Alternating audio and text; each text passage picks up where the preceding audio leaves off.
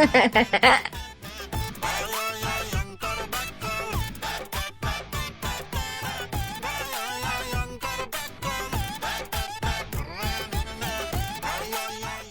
পরিবেশন। Recipe number 1 শেষ।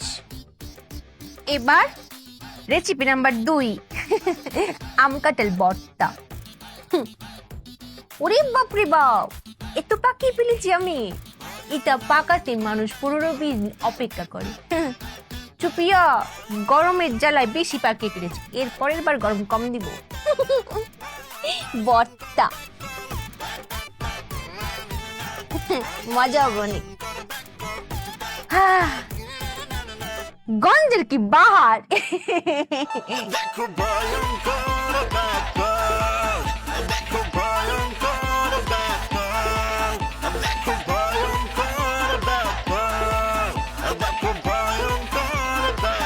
আম্মা গো, ও আপা, আমার বাপও নাই মাও নাই, আমি এতিম। আপনি আমার মা, আপনি আমার বাপ, আমার ভাসান আম্মা, আমার ভাসান।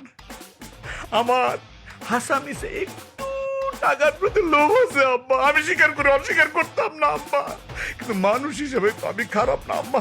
আমার ভাসান আম্মা, আমার ভাসান।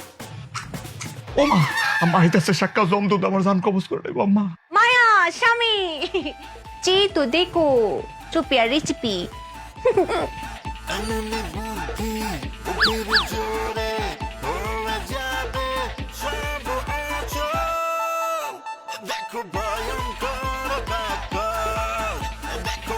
বউ, কি করেছিস স্বামী? ইটা কিটা? কাটালির মুন্ডু।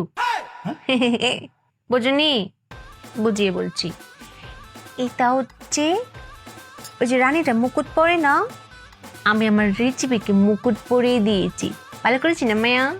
খুব ভালো করছো গো মায়া, মনে হইতেছে করে সিংহাসনের উপরে মুকুটটা বসান।